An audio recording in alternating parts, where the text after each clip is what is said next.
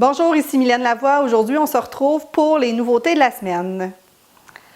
Je commence avec un roman historique. En fait, c'est un polar historique. Ça s'appelle Le secret d'Églantine de Nicole Provence. C'est un roman qui se passe en 1869 où Amélie se fait assassiner et Églantine, c'est sa fille et on va découvrir plusieurs mystères autour de cette mort-là. En fait, Églantine va trouver de temps en temps des nouveaux indices, puis elle va partager ça avec le responsable de l'enquête. Je ne l'ai pas lu encore, mais c'est un roman polar historique. Ça a l'air vraiment intéressant et mystérieux. Le deuxième titre que je vous présente, c'est aussi un roman historique, mais cette fois-ci pour les adolescents. Ça s'appelle Les géants de la rivière de Fabienne Cortez.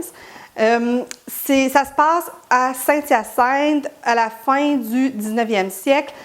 Moi, ça m'a attirée parce que je ne connais pas du tout l'histoire de Saint-Hyacinthe, donc j'ai vraiment hâte de me plonger dans ce livre-là pour en connaître un peu plus sur cette région-là. Puis dans ce livre-là, il y a une histoire de mensonge aussi. On ne sait pas trop si c'est les enfants ou les adultes qui mentent. Alors, j'ai bien hâte là, de vous en reparler prochainement sur le site web Pause Lecture. Je poursuis avec un livre de science-fiction de Louis Laforce. Ça s'appelle Le secret de Pachacamac. C'est de la série Arthur et Zéia. Peut-être que vous ne savez pas c'est quoi cette série-là. J'ai fait des recherches sur Internet et la série a été publiée, les 3 premiers tomes, dans les années 2000, 2005, je crois, jusqu'en 2008-2009. Donc là, c'est le 4e tome qui vient juste de sortir en librairie. Je ne sais pas si vous avez lu cette série-là. Je vous informe que c'est maintenant disponible en librairie. Donc, j'ai aussi reçu cette semaine 2 albums des éditions Ma Bulle. Donc, j'ai reçu Bravo Daphné et Courage Daphné. J'ai demandé ces livres-là parce que j'ai l'intention de faire une nouvelle vidéo sur comment lire à son enfant sourd. Puis, j'avais eu vent que ces livres-là étaient très bien conçus au niveau du texte et de l'image et que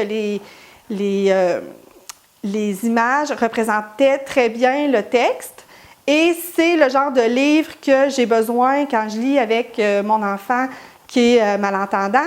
Donc, j'ai fait venir ces livres-là, puis prochainement, là, au courant du printemps ou au début de l'été, je vais vous présenter une vidéo dans laquelle je vais lire ce livre-là en langage signé là, à mon garçon Maxime. J'avais fait une vidéo avec Maxime quand il y avait quelque chose comme même pas 1 an, avec un autre livre. Donc là, je trouvais que là, il vient d'avoir 4 ans, donc je trouve que ce serait intéressant de refaire le même exercice. Cette semaine, je me suis un peu gâtée parce que mon fils me parlait qu'il voulait lire des livres en anglais parce qu'il est en première année, puis il trouve ça intéressant.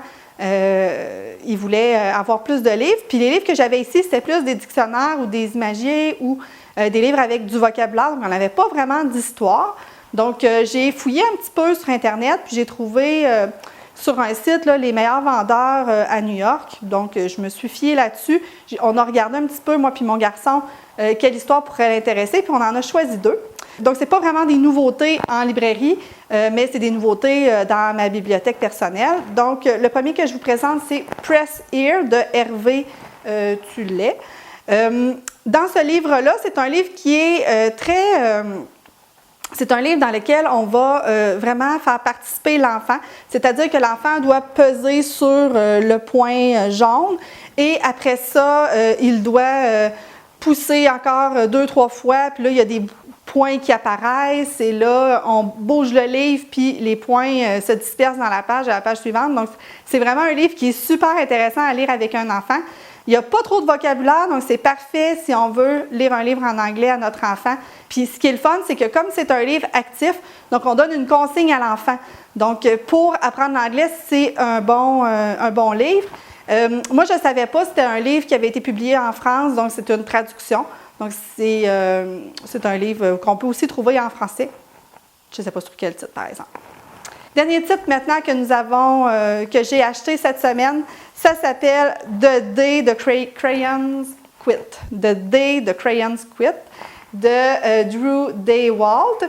C'est une histoire qui est vraiment très drôle. En fait, ce sont des crayons qui, à un moment donné, ont décidé de démissionner puis ils ne veulent plus colorier. Peut-être un crayon parce qu'ils se chicanent avec l'autre. Le soleil, est-ce qu'il est jaune, est-ce qu'il est orange?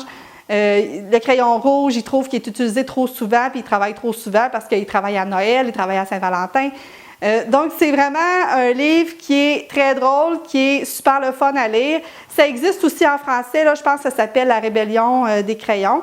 Mais nous, on a décidé de le lire en anglais là, pour pratiquer cette langue-là.